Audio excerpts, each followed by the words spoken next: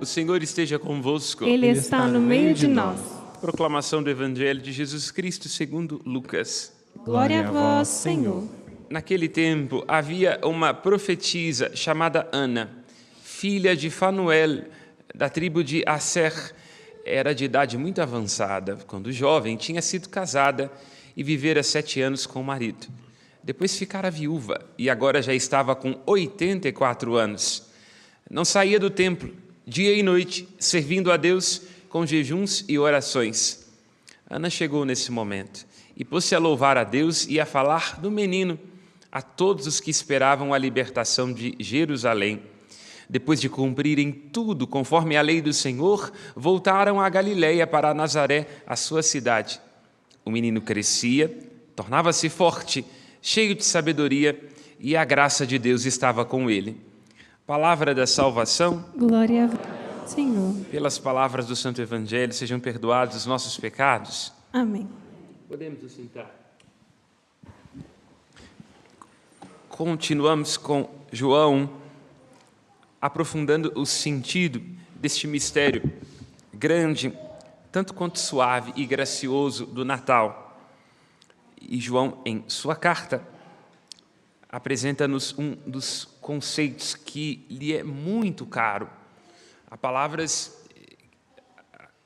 a respeito das quais falam os evangelistas e os escritores sagrados, que vão se tornando como que um refrão, uma espécie de ponto cruz, a partir da qual eles vão tecendo cada fio da sua teologia. Por isso, quando nós vamos tendo uma familiaridade com os textos sagrados, ainda que a gente não saiba exatamente qual versículo e qual capítulo, a gente mais ou menos entende quem é o evangelista por detrás daquele texto. Um destes ponto cruz, um destes termos importantes no pensamento de João é o termo mundo. Mundo é entendido em 3 perspectivas. Primeiro, como aquele lugar da criação de Deus, como o cosmos, aquilo que a gente entende como um mundo, as coisas, tudo aquilo que está dentro do planeta Terra e, portanto, criado por Deus e criado bom.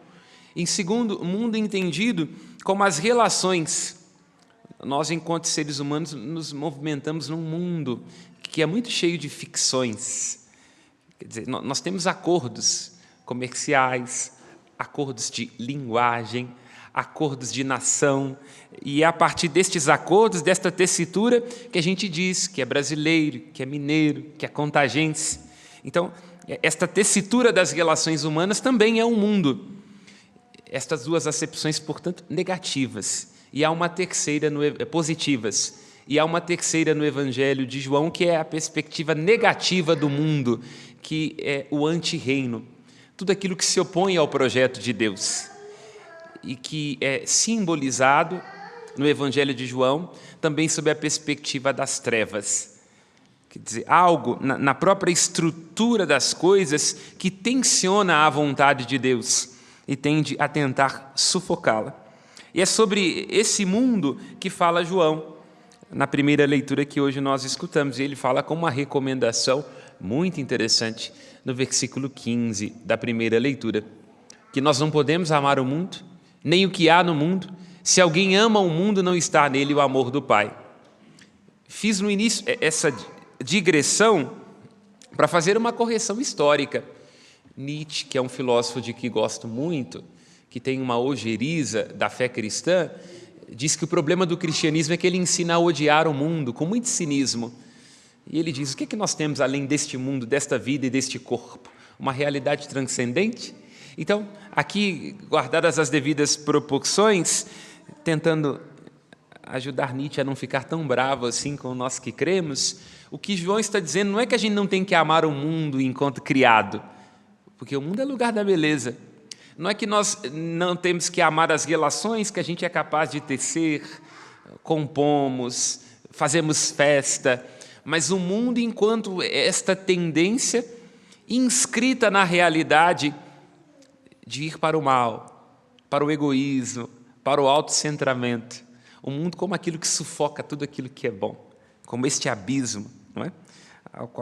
Diante do qual temos que tomar cuidado.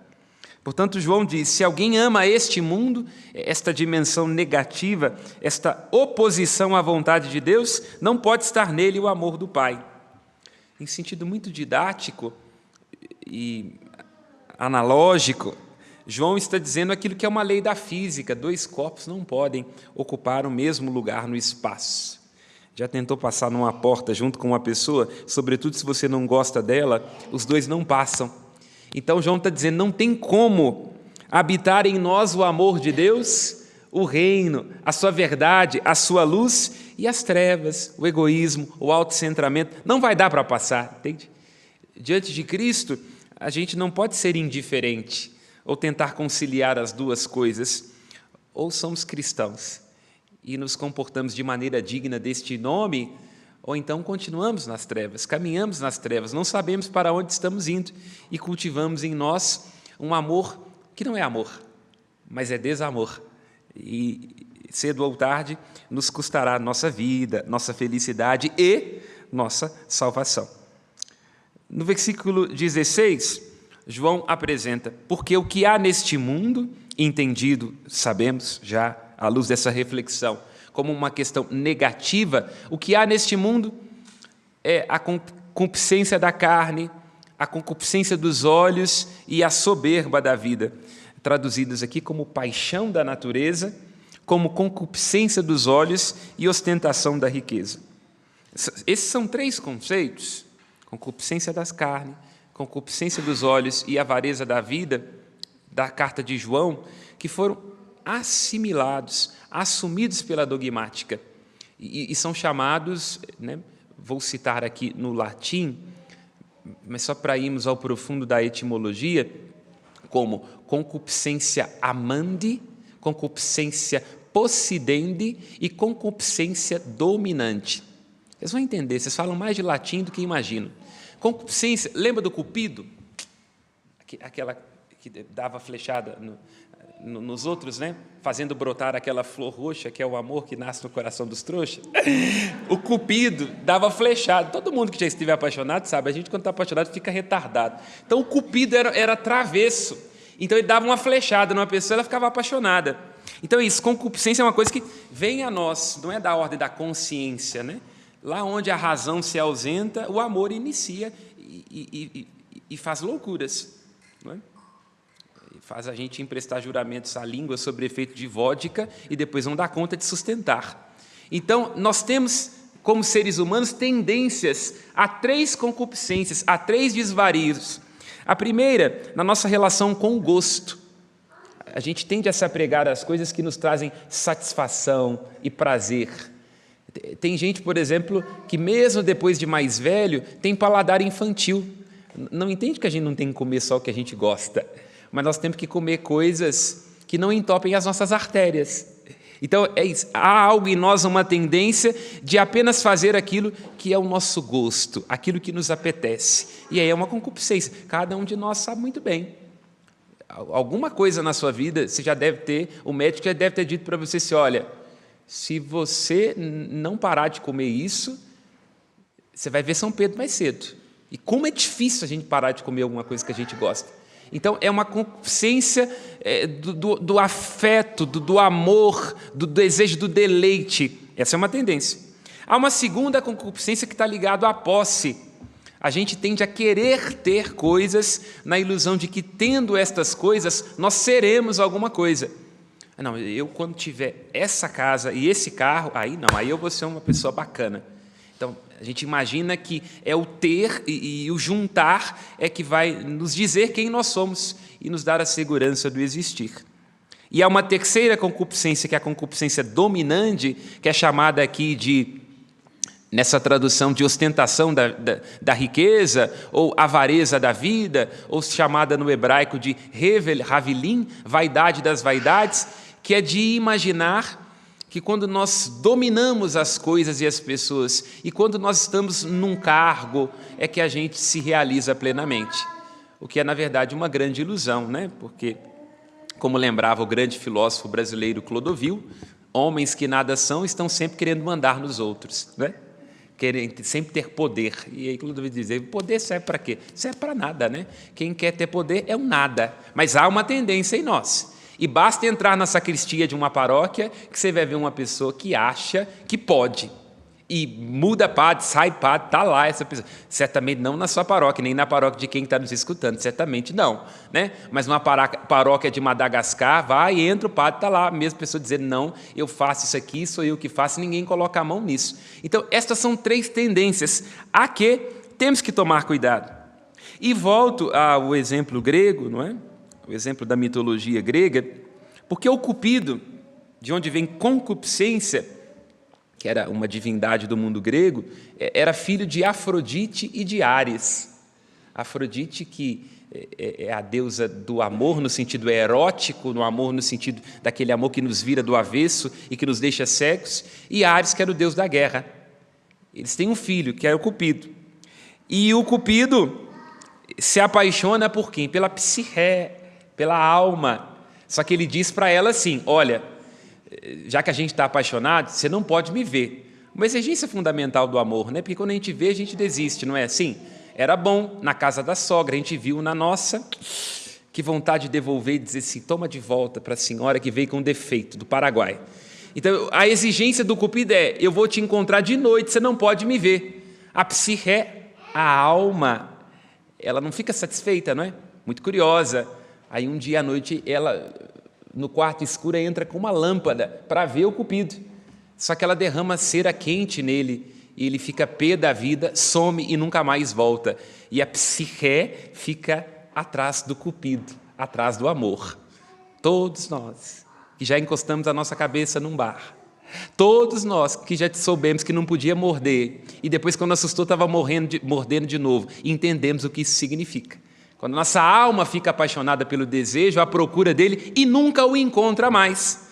E esta perspectiva trazida na mitologia grega está lá no Cântico dos Cânticos, que é um livro na Sagrada Escritura que fala do amor. E logo no início do Cântico dos Cânticos, Cânticos 2, capítulo 7, há uma advertência. Filhas de Jerusalém, não desperteis o amor, porque o amor é uma bosta. Não desperteis o amor. Ou em Cântico dos Cânticos, capítulo 6, se diz, águas torrenciais não podem afogar o amor, nem rios podem afogá-lo. Se alguém oferecesse todos os bens de sua casa para comprar o amor, seria tratado com desprezo, porque o amor é mais forte do que a morte. Então, seja na perspectiva filosófica, seja na perspectiva bíblica, há um convite a nós nos perguntarmos de onde estamos colocando os nossos amores, os nossos afetos, o nosso gosto, a nossa vontade de possuir e o nosso desejo de dominar. Há inscrita em nós, e isso está muito presente na perspectiva bíblica, aquilo que o hebraico chama de yetzer hara, uma tendência ao egoísmo, ao autocentramento, a devorarmos os outros com os nossos desejos. Aquilo que os gregos chamam de paixão desordenada. Lembrando que paixão no grego é patos. Quando a gente vai fazer um exame num laboratório, não vou citar nenhum aqui porque não está me patrocinando, nós vamos fazer um exame patológico. Patos, paixão, porque na perspectiva grega, amar é padecer.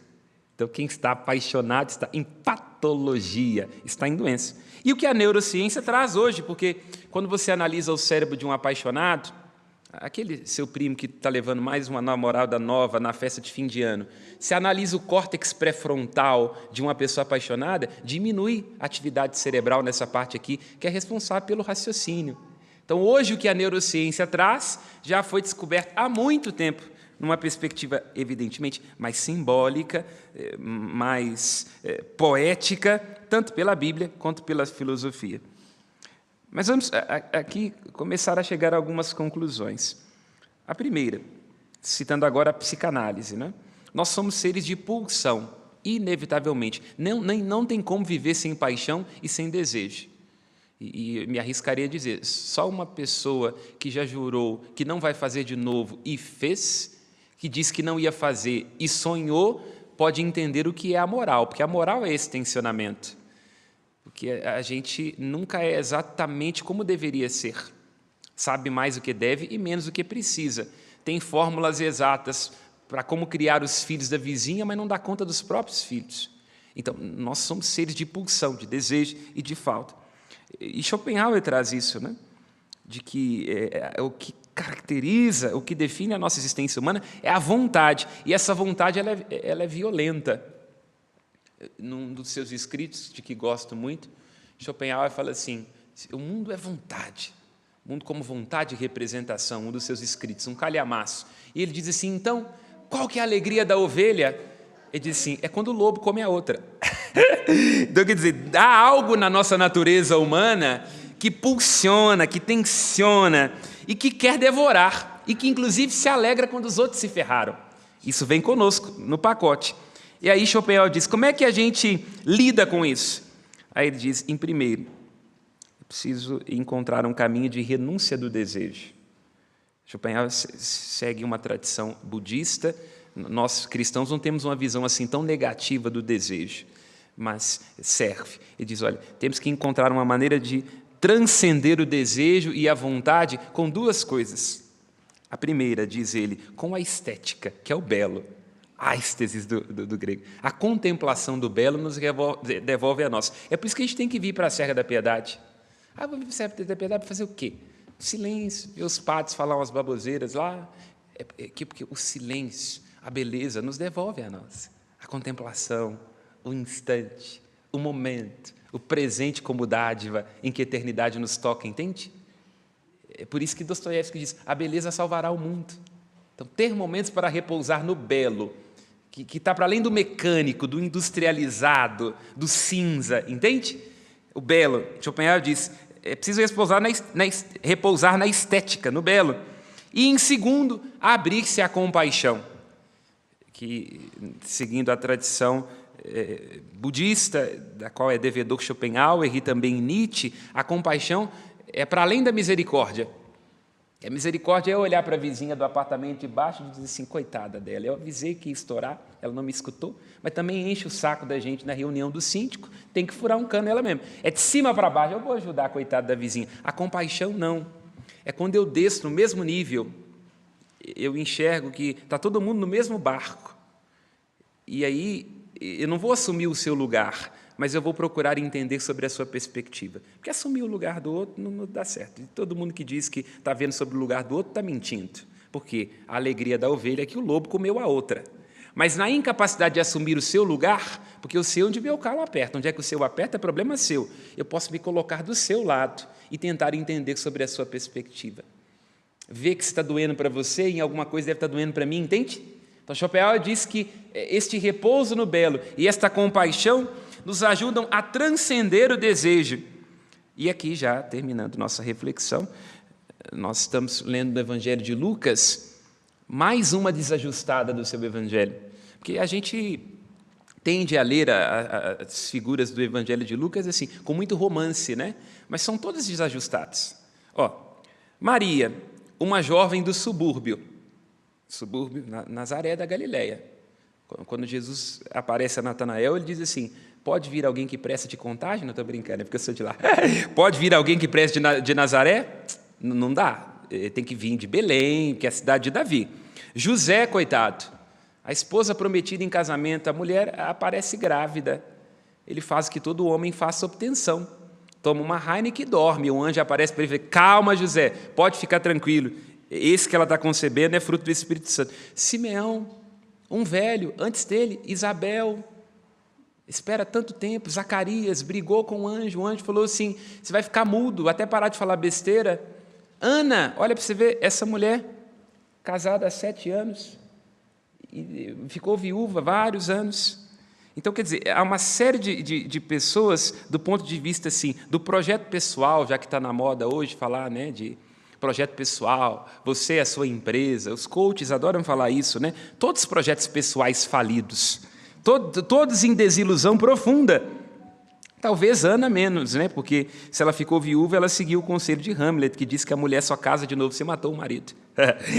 Ela ficou viúva, e aí não quis casar de novo, ficou lá no templo. Então, qual que é a ironia deste texto bíblico? Precisamos ir a Clarice Lispector, quando ela diz que o amor é quando nos é dado participar um pouco mais. Poucos querem o amor porque o amor é a desilusão de tudo mais, e poucos suportam perder todas as ilusões. A vida, na sua maturidade psicológica, afetiva, filosófica e espiritual, pede o respiro de muitas desilusões, de muitos desencontros, pede um atravessamento, pede perdas, pede incompreensões, pede a consciência de que há uma maldição no desejo. E aqui, como última citação, me lembro do Nelson Rodrigues, quando ele introduz duas frases que eu acho muito interessantes no pensamento dele. A primeira é que ele diz assim: olha, a mulher sempre vai tender a admirar no amante as qualidades que ela não suportaria no marido. Então, quer dizer, quando a gente está sofrendo, num momento de angústia, a gente fica sempre com a impressão de que o do outro é melhor.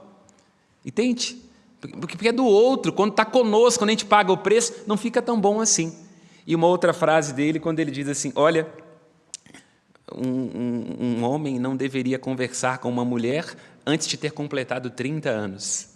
Não devia abrir a boca, dizia Nelson Rodrigues, porque nós homens somos mais Peter Pan, a gente fala muita besteira, tem muitos desencontros. Então, ele diz, até que aprenda a se tornar um homem, ele dizia com 30 anos, mas a adolescência hoje termina com os 40, né? Então eu diria que hoje Nelson Rodrigues falaria que só depois dos 50 um homem pode se arriscar a conversar com uma mulher.